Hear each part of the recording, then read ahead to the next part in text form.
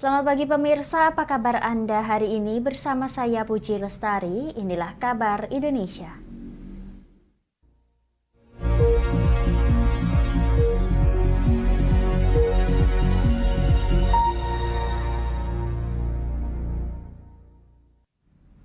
Pemirsa, Provinsi Kalimantan Selatan telah ditetapkan sebagai salah satu dari 6 daerah prioritas penanganan kebakaran hutan dan lahan atau Karhutla oleh pemerintah melalui Badan Nasional Penanggulangan Bencana. Untuk mengantisipasi meluasnya Karhutla, BNPB telah menyusun sejumlah langkah dan bersinergi dengan berbagai lembaga, termasuk Badan Restorasi Gambut dan Mangrove, untuk melakukan teknologi modifikasi cuaca.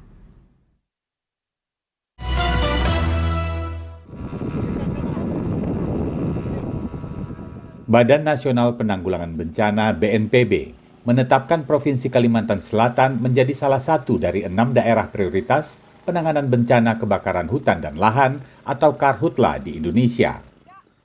Hal ini disampaikan Kepala BNPB Letjen TNI Suharyanto pada rapat koordinasi penanganan darurat kebakaran hutan dan lahan di Banjarbaru pada Selasa 25 Juli. Acara ini turut dihadiri oleh Gubernur Kalimantan Selatan, Forkopimda, serta Badan Penanggulangan Bencana Daerah BPBD tingkat provinsi dan kabupaten kota se-Kalimantan Selatan. Suharyanto mengatakan, seluruh unsur di Kalimantan Selatan telah sepakat mengantisipasi kekeringan sebagai dampak fenomena El Nino pada semester 2 tahun 2023 ini. Keterpaduan dan sinergitas sangat diperlukan, baik melalui Satgas Darat maupun Satgas Udara, termasuk memanfaatkan teknologi modifikasi cuaca atau TMC oleh Badan Restorasi Gambut dan Mangrove. Tadi sudah sepakat, ya, BRGM, Badan Restorasi Gambut dan Mangrove, melaksanakan TMC dari mulai tanggal 7 sampai 30 Juni. Nah, nanti dianalisa apabila ternyata masih kurang, ya, itu BNPB juga akan melaksanakan TMC untuk memastikan ketersediaan air. Air ini digunakan untuk operasi pemadaman apabila terjadi kebakaran hutan dan lahan dan untuk membantu kekeringan juga. Suharyanto juga menyebutkan BNPB menyiagakan 6 unit helikopter waterbombing untuk menangani Karhutla di Kalimantan Selatan. Pada rapat koordinasi penanganan darurat kebakaran hutan dan lahan ini, BNPB menyerahkan bantuan berupa 10 unit perlengkapan penanganan Karhutla senilai 5,3 miliar rupiah.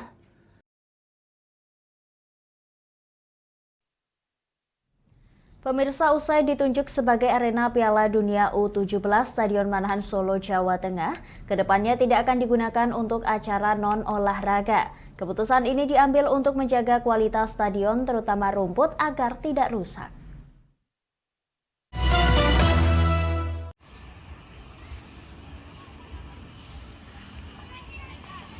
Kondisi rumput Stadion Manahan Kota Solo, Jawa Tengah yang dipakai untuk sejumlah acara, termasuk Harlah ke-25 PKB minggu lalu, dipastikan aman. Perawatan untuk menjaga kondisi rumput di Stadion Kebanggaan Warga Solo pun dilakukan. Pemupukan di beberapa bagian yang kurang maksimal juga akan dilaksanakan dalam waktu dekat. Namun secara umum, Panitia Pelaksana Persis Solo, Ginda Ferah Triawan di Stadion Manahan pada Selasa 25 Juli, memastikan rumput Stadion Manahan aman dan siap jadi arena Piala Dunia U17 akhir tahun nanti. Seperti kita bisa lihat, maintenance daripada rumput khususnya tidak mengalami masalah. Tadi kita juga sudah koordinasi langsung dengan para petugasnya dan mereka meyakinkan bahwasannya andai kata mau dipakai bola pun sudah siap kok sebenarnya kok.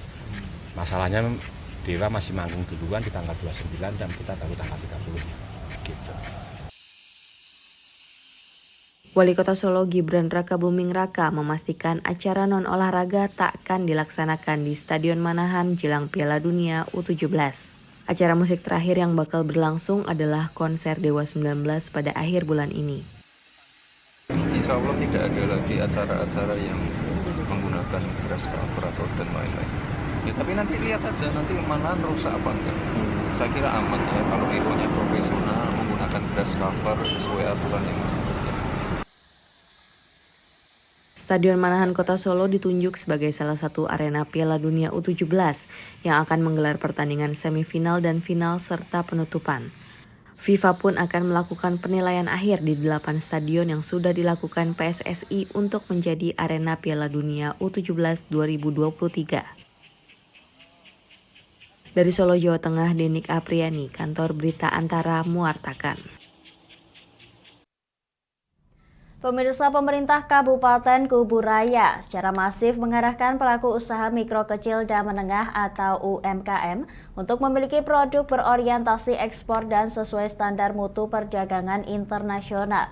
Kuburaya telah melakukan integrasi 568 unit koperasi yang tersebar di 9 kecamatan sebagai penopang permodalan untuk usaha kecil produktif.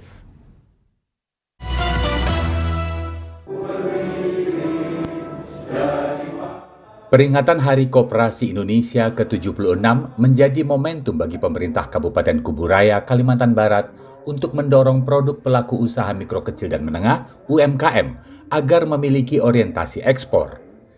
Hal ini mengemuka dalam sebuah acara yang digelar pada Selasa 25 Juli dengan tujuan agar produk UMKM memiliki standar mutu perdagangan internasional. Dorongan orientasi ekspor ini juga direalisasikan oleh pemerintah Kabupaten Kuburaya dengan melakukan integrasi 568 unit koperasi yang tersebar di 9 kecamatan sebagai penopang permodalan bagi usaha kecil produktif. Bupati Kuburaya Muda Mahendrawan menjelaskan akan membuka kesempatan ekspor kepada UMKM yang telah memiliki sistem dan manajemen yang telah siap dengan standar mutu internasional. Yang kira-kira UMKM kita yang sudah secara sistem sudah baik manajemennya, kemudian dia juga udah masuk ke beberapa tempat pemasaran yang ada. Nah, dia dulu nih dipisah, dia dulu siap ekspor nih. Target kita ini untuk 30 UMKM dulu. Tahap awal ini. 30 UMKM ini kan di industri pengolahan hasil pertanian itu nanti yang akan menembus ekspor itu seperti keripik tempe, keripik pisang, rengginang oji. Nah, kemudian untuk kerajinan kita lebih fokus ke anyaman dahulu. Target awal 30 UMKM yang akan melakukan kegiatan ekspor adalah dari produk komoditas pertanian dan kria dengan tujuan 9 negara prioritas seperti Amerika Serikat, Jepang, dan Jerman. Selain pertanian dan kria, produk potensial lain dari Kuburaya adalah dari sektor perkebunan dan tekstil. Melalui sinergitas dan sistem yang baik, pemerintah Kuburaya akan lebih mudah menentukan kebijakan dalam rangka peningkatan ekspor produk-produk dari daerah. Kami akan jeda sejenak pemirsa, tetap bersama kami di Kabar Indonesia.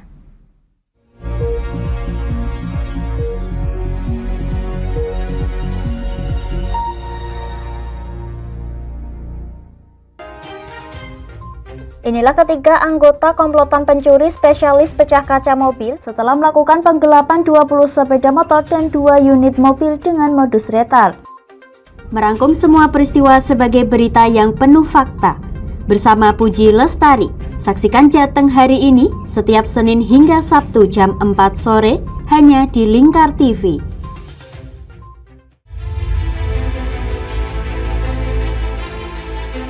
Memberikan pinjaman uang kepada saya dengan bunga 8% per bulan. Membedah opini narasumber, menggali lebih dalam untuk mendapatkan perspektif baru yang lebih faktual. Masalahnya, nota perbaikan kapal itu semua ada di saya. Kenapa Tomo bisa menunjukkan? Demi mendapatkan informasi yang solutif dan terpercaya dalam Bedah Opini. Setiap Rabu jam 11 siang hanya di Lingkar TV.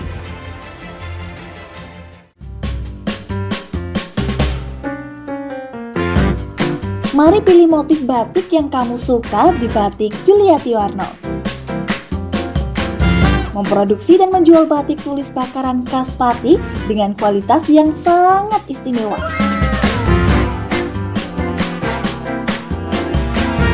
Cocok buat oleh-oleh, seserahan, bahkan untuk baju nikahan loh. Menyediakan berbagai motif mulai dari batik klasik sampai batik modern. Ayo borong segera Batik Yuliati Warno. Anda bisa melihat proses produksi batik secara langsung di rumah produksi kami loh. Alamatnya ada di Desa Langenharjo, RT 7 RW 3, Jalan Juwana Tayu, Kilometer 3, Kecamatan Juwana, Kabupaten Pati, Jawa Tengah. Atau Anda bisa menghubungi nomor telepon kami di 081 326 693 300. Ayo datang dan pilih motifmu segera.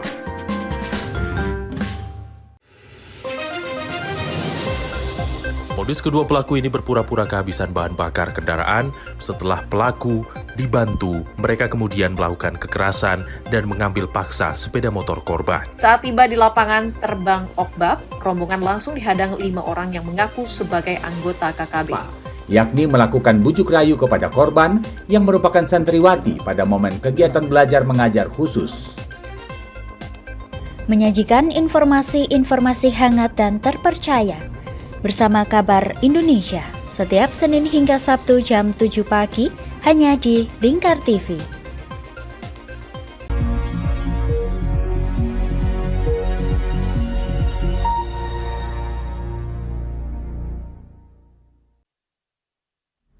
Anda masih menyaksikan Kabar Indonesia pemirsa. Bank Indonesia membebaskan tarif QR Code Indonesian Standard atau QRIS untuk transaksi di bawah Rp100.000.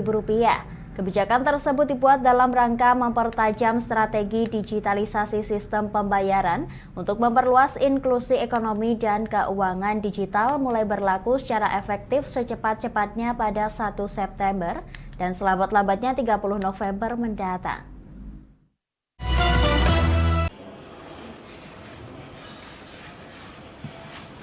Bank Indonesia membebaskan tarif standarisasi pembayaran menggunakan metode kode QR dari Bank Indonesia atau Quick Response Code Indonesian Standard alias QRIS untuk transaksi di bawah Rp100.000 sebagai bagian dari upaya mempertajam strategi digitalisasi sistem pembayaran untuk perluasan inklusi ekonomi dan keuangan digital. Hal tersebut disampaikan Gubernur BI P.I. Warjio saat pengumuman hasil rapat Dewan Gubernur bulanan bulan Juli 2023 di Jakarta pada 25 Juli. Sebagai salah satu upaya penguatan kebijakan Merchant Discount Rate atau MDR QRIS segmen usaha mikro. Kebijakan itu mulai berlaku secara efektif secepat-cepatnya pada 1 September dan selambat-lambatnya pada 30 November bergantung pada kesiapan industri. Untuk transaksi sampai dengan Rp100.000 dikenakan MDR 0%. Sementara untuk transaksi di atas Rp100.000 dikenakan MDR 0,3%. Hingga saat ini pengguna QRIS terdata sebanyak 37 juta, sedangkan jumlah merchant yang tercatat sebesar 26,7 juta, di mana sebagian besarnya berasal dari kelompok usaha mikro, kecil, dan menengah. BI pun mencatat capaian terakhir transaksi QRIS sebesar 104,64% secara tahunan pada triwulan kedua 2023, dengan nominal mencapai Rp49,65 triliun.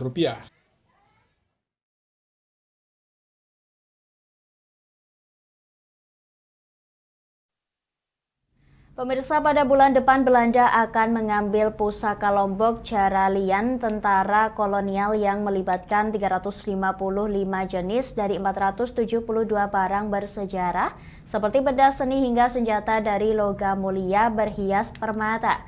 Harta karun asal Lombok ini nantinya akan ditempatkan di Museum Nasional dan akan dipamerkan secara khusus di Nusa Tenggara Barat.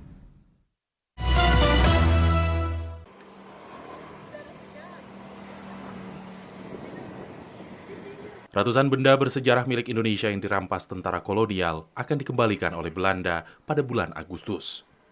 Sebanyak 335 jenis dari 472 benda bersejarah itu merupakan harta karun milik Pulau Lombok, Nusa Tenggara Barat yang terdiri dari beragam artefak kerajaan Lombok, persenjataan yang terbuat dari logam mulia, hingga pernak-pernik adat berhias berlian dan bermata. Kepala Museum Negeri NTB Ahmad Nur Alam usai rapat dengan Kementerian Pendidikan, Kebudayaan, Riset, dan Teknologi Selasa 25 Juli menyampaikan bahwa benda bersejarah itu akan disimpan di Jakarta. Namun akan ada pameran khusus yang diselenggarakan di Nusa Tenggara Barat agar wawasan masyarakat mengenai peradaban masa lampau bisa bertambah. Benda itu akan didaftarkan sebagai benda cagar budaya milik pemerintah pusat, jadi cagar budaya nasional. Sehingga benda itu nanti akan ditempatkan di Museum Nasional. Ada kemungkinan benda-benda itu dapat dipamerkan di NTB yang sifatnya pameran kan, dan tidak harus ditempatkan di museum. Proses pengembalian pusaka Indonesia dari tangan Belanda telah dimulai sejak tahun 2020. Hasil jarahan tentara kolonial Belanda selama ini disimpan di Museum Nasional Kebudayaan Dunia di Leiden dan Rijksmuseum di Amsterdam, Belanda.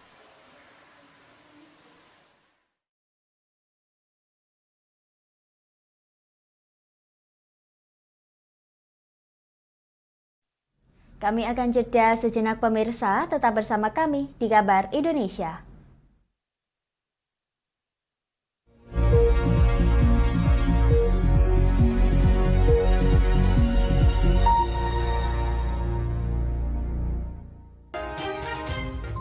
Inilah ketiga anggota komplotan pencuri spesialis pecah kaca mobil setelah melakukan penggelapan 20 sepeda motor dan 2 unit mobil dengan modus retard. Merangkum semua peristiwa sebagai berita yang penuh fakta. Bersama Puji Lestari, saksikan Jateng hari ini setiap Senin hingga Sabtu jam 4 sore hanya di Lingkar TV.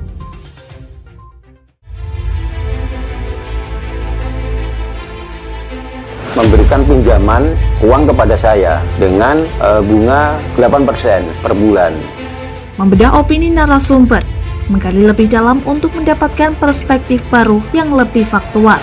Masalahnya, nota perbaikan kapal itu semua ada di saya. Kenapa Tomo bisa menunjukkan?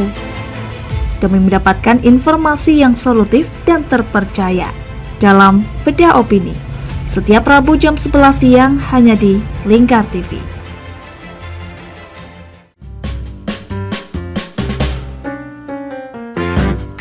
Mari pilih motif batik yang kamu suka di Batik Yuliati Warno.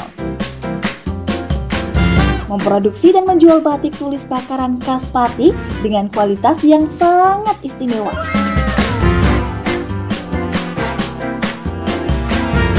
Cocok buat oleh-oleh, seserahan, bahkan untuk baju nikahan loh. Menyediakan berbagai motif mulai dari batik klasik sampai batik modern. Ayo borong segera Batik Yuliati Warno.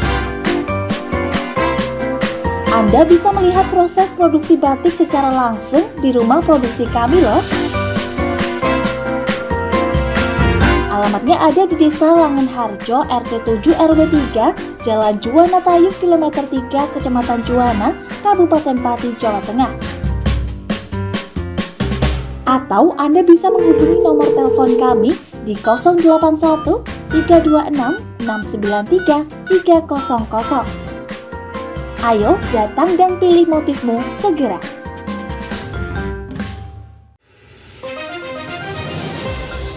Modus kedua pelaku ini berpura-pura kehabisan bahan bakar kendaraan. Setelah pelaku dibantu, mereka kemudian melakukan kekerasan dan mengambil paksa sepeda motor korban. Saat tiba di lapangan terbang Okbab, rombongan langsung dihadang 5 orang yang mengaku sebagai anggota KKB. Yakni melakukan bujuk rayu kepada korban yang merupakan santriwati pada momen kegiatan belajar mengajar khusus. Menyajikan informasi-informasi hangat dan terpercaya bersama Kabar Indonesia setiap Senin hingga Sabtu jam 7 pagi hanya di Lingkar TV.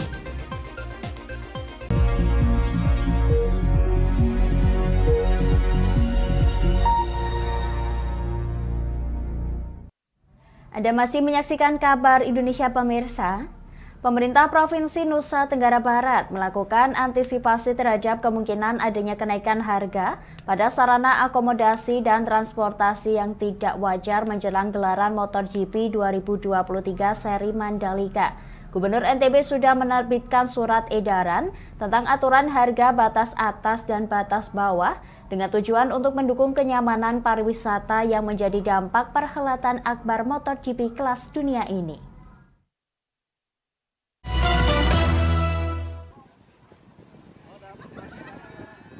Menjelang gelaran MotoGP 2023 seri Mandalika yang digelar pada Oktober mendatang, pemerintah Provinsi Nusa Tenggara Barat memberikan perhatian terhadap sarana transportasi dan akomodasi yang rentan mengalami kenaikan harga. Pengawasan sudah diatur dalam regulasi berupa peraturan Gubernur NTB yang mengatur penyesuaian harga dalam batas kewajaran guna mendukung kenyamanan pariwisata daerah. Kepala Dinas Pariwisata NTB Jamaluddin Maladi di Mataram pada Selasa 25 Juli memberikan gambaran tentang pentingnya penyesuaian harga agar pengunjung yang datang dari berbagai daerah dan mancanegara bisa berlama-lama tinggal di NTB. Upaya ini akan berdampak pada ekonomi serta perluasan promosi wisata selain di kawasan ekonomi khusus Mandalika, Lombok. Supaya dampak ekonomi itu bukan saja pengusaha hotel yang bisa mendapatkan asas manfaat dampak dari event internasional ini, tapi seluruh pelaku industri maupun menengah ke bawah sampai ke bawah itu dapat manfaat dari ini. Nah kalau mahal nanti mereka seperti saya sampaikan datang nonton MotoGP langsung balik lagi ke Bali, lebih murah katanya kan. Saya yakin di daerah Mandalika sudah full dan sekarang dampaknya ke Mataram tentunya dan selanjutnya ke Senggigi area nantinya. Gimana? Tetap mengikuti pergub yang sudah berlaku dari tahun sebelumnya pun juga sama, kita selalu mengikuti sesuai dengan arahan Pak Gubernur dan pemerintah setempat. Terkait pemesanan hotel di kawasan Mandalika yang sudah penuh atau fully book, dikuatkan oleh data dari Perhimpunan Hotel dan Restoran Indonesia (PHRI) wilayah NTB. Pemesanan hotel di bulan Oktober sudah mulai memasuki kawasan di luar Mandalika, seperti di kawasan Lombok Barat dan juga di Kota Mataram.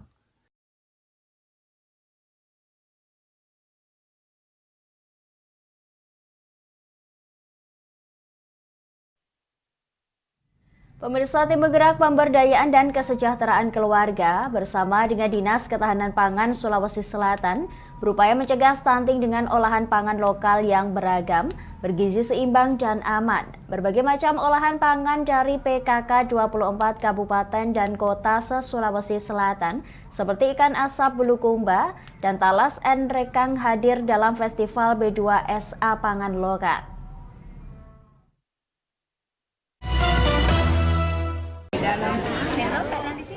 Olahan pangan lokal yang beragam, bergizi, seimbang, dan aman atau B2SA di Sulawesi Selatan menjadi garda terdepan untuk mencegah stunting.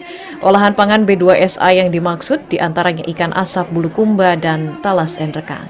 Kebijakan tersebut diterapkan oleh Tim Penggerak Pemberdayaan dan Kesejahteraan Keluarga TPP-KK bersama Dinas Ketahanan Pangan Sulawesi Selatan. Ketua Tim Penggerak PKK Sulsel, Numi Oktarina, mengatakan olahan pangan lokal B2SA ini harus terus dikampanyekan hingga ke desa-desa karena mampu mencegah stunting. Hal ini disampaikan saat Festival B2SA Pangan Lokal pada Selasa 25 Juli. Terus bagaimana juga kita orang tua bisa lebih kreatif lagi untuk anak-anak kita. Jadi tidak hanya junk food yang selalu kita kasihkan ke anak-anak. Kadang-kadang pola seorang tua sekarang seperti itu ya, karena malas masak.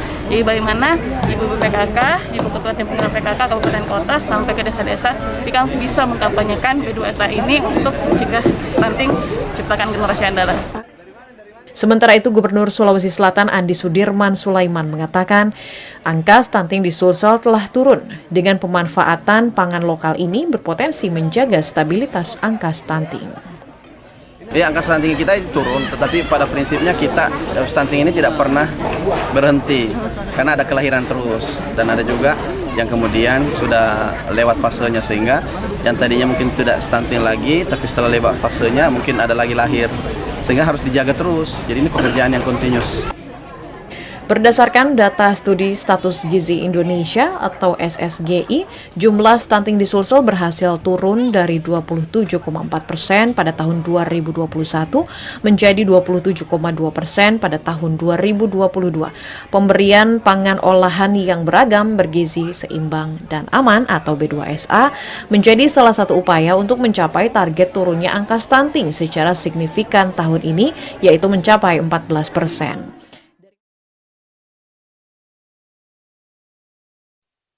Demikian kabar Indonesia pemirsa, nantikan kabar Indonesia selanjutnya hanya di Lingkar TV. Saya Puji Lestari pamit dari hadapan Anda, selamat melanjutkan aktivitas Anda, selamat pagi dan sampai jumpa.